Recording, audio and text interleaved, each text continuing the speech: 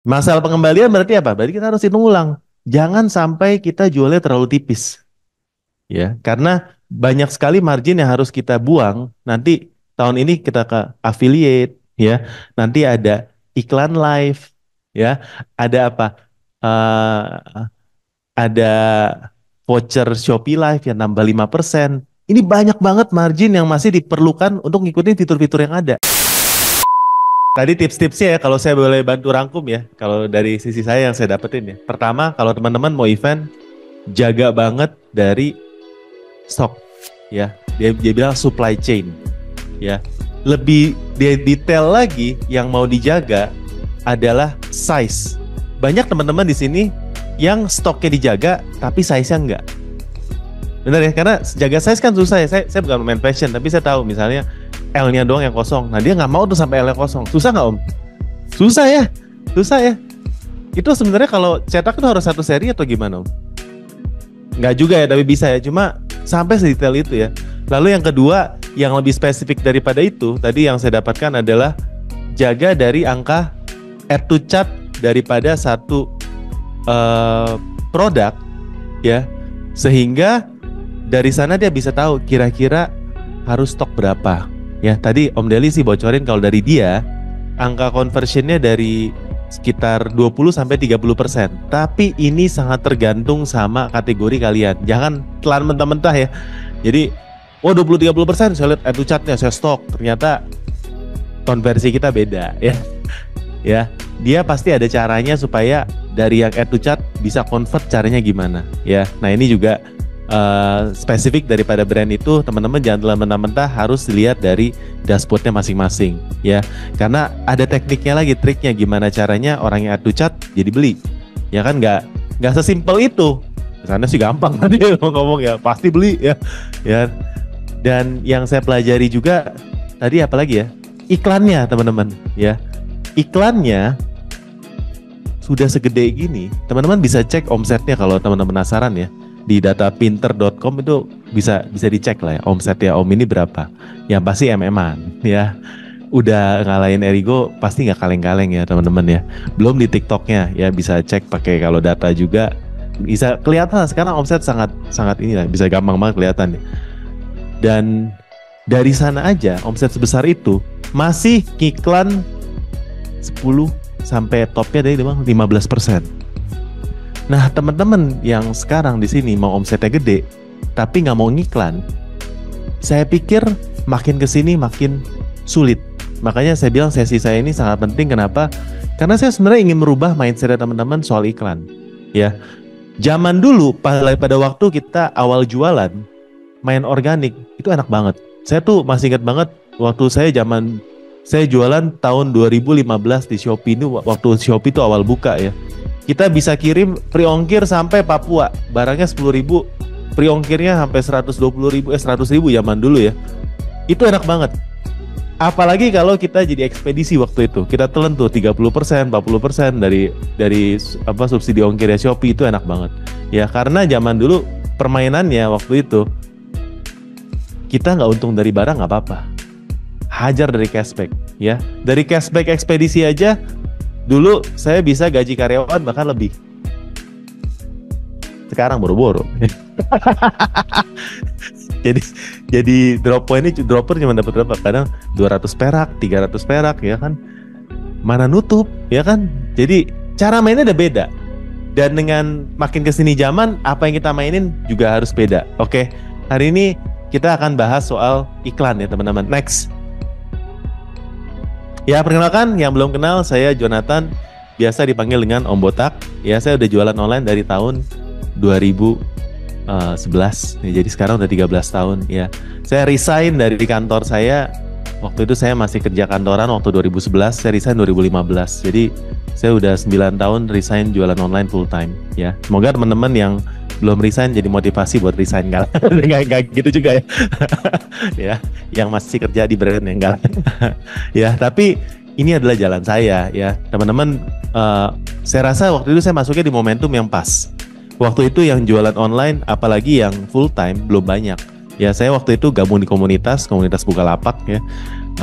kita saling sharing ya. Ada teman saya waktu itu jualan paketnya 100 per hari. Zaman sekarang mah 100 mah biasa. Zaman dulu 100, wih keren banget. Kenapa? Tadi saya baru ngobrol sama Om Akel ya sini ya. 1000 paket dulu sama 1000 paket sekarang mah beda katanya ya. 1000 paket dulu udah kebeli Harley ya Om ya. Kalau 1000 paket sekarang boro-boro. Stangnya aja belum dapat ya misalnya.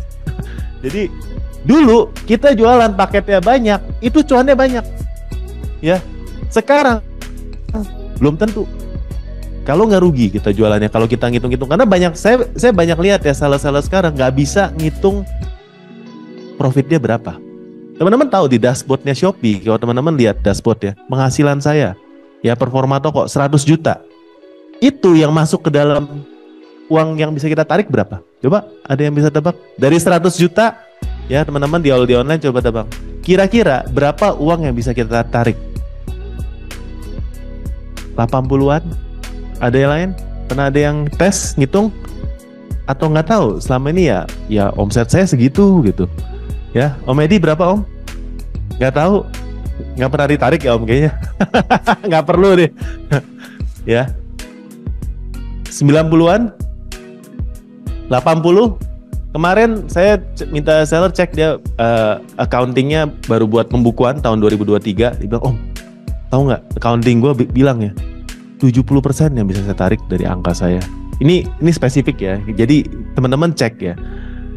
Karena angka itu masih ada admin Shopee, masih ada ongkir, masih ada segala macam potongan yang teman-teman kasih ke pembeli. Belum lagi dihitung kalau COD gagal dan lainnya ya. Jadi jangan telan itu angka, itu omsetnya kalian. Dan kalian mulai belanja barang-barang kebutuhan pribadi dari omset yang patokannya segitu ya. Atau kalau misalnya kita ngiklan patokannya segitu. Oh saya boleh ngiklan 10 juta karena omset saya 100 juta. Belum tentu, karena omset kalian mungkin kalau jadi 70 juta iklannya acosnya nggak jadi 10% ya kan, acosnya tidak lebih tinggi. Jadi teman-teman wajib hitung ya, karena dengan sekarang admin naik ya kan, ada kebijakan-kebijakan baru daripada Shopee lagi. Itu semua wajib dihitung teman-teman, karena kita mau jualan di sini supaya kita bisa jualannya lama ya. Kita wajib profit teman-teman. Saya bisa berdiri di sini dan saat ini saya masih jualan, dan saya melihat teman-teman lain yang jualannya juga udah lama. Menurut saya itu lebih keren daripada orang-orang yang baru jualan 1-2 tahun. Karena untuk bisa jualan lama, untuk bisa kita endurance ya, ini perlu seller-seller yang tahan banting dan perlu seller-seller yang punya strategi jangka panjang. Karena kita jualan kan emang buat istilahnya mata pencaharian kita utama kan. Ya, jadi kalau buat jangka panjang gimana? Kita harus pikirnya jangka panjang. Gimana caranya kita bisa tetap profit ya dengan segala kondisi yang ada. Ya, karena memang dari Shopee-nya sendiri saat ini punya 2 kebijakan yang kurang populer. Ya, yang pertama apa? COD ya. Dan bebas pengembalian. Yang bayar returnya siapa? Kita. Sadis kan? Sadis banget. Yang kedua, yang kurang populer, pengiriman paket yang pesanan yang diterima sebelum jam 12 harus dikirim di hari yang sama. Kalau waktu event gimana teman-teman? Ya, 2 kebijakan itu yang menurut saya tahun ini akan membuat banyak seller tumbang. Suka nggak disuka ya teman-teman ya. Kenapa Shopee ambil kebijakan itu? Ya ini saya coba netral ya teman-teman ya. Shopee ini ingin meningkatkan loyalitas dan basket size pembeli, di mana pembeli akan jadi semakin cinta sama Shopee. Sekarang ada kebijakan garansi tepat kirim ya. Jadi kalau kirimnya nggak tepat waktu, Shopee akan kasih cashback voucher 10.000 ya. Itu bukan seller yang tanggung, itu dari Shopee. Tapi demi Shopee bisa mengeluarkan itu, dia harus maksa seller kirim untuk di hari yang sama ya. Jadi Shopee pengen bikin campaign yang 3-3 ini dengan kalau kuatan kuat ya, seller yang harus berkorban untuk bisa kirim lebih cepat ya. Dan juga bebas pengembalian, yang sebenarnya kalau di luar negeri, kita ngomongin di China ya, di mana itu udah biasa 30 hari teman-teman ya. Jadi event jangan senang dulu kalau paketmu banyak yang retur berapa banyak nanti. Ya dengan kondisi kita udah kirim barang bener, ya kan, dengan kondisi kita udah kirim semuanya cepat dan segala macam. Jadi mulai sekarang teman-teman, bener-bener dihitung lagi ya. Uang yang masuk berapa ke kita? Apakah teman-teman cuan atau enggak? Ya saya mau benar-benar pengen encourage ya. Apalagi kalau kita ngomongin soal pajak dan lain-lainnya.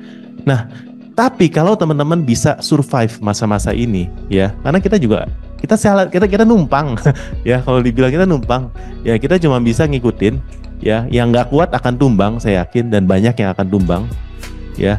Tapi kalau teman-teman tahan, salary akan makin sedikit. Mau nggak mau kita ini yang memang benar-benar serius yang harus bertahan ya. Bisa nggak? Pasti bisa.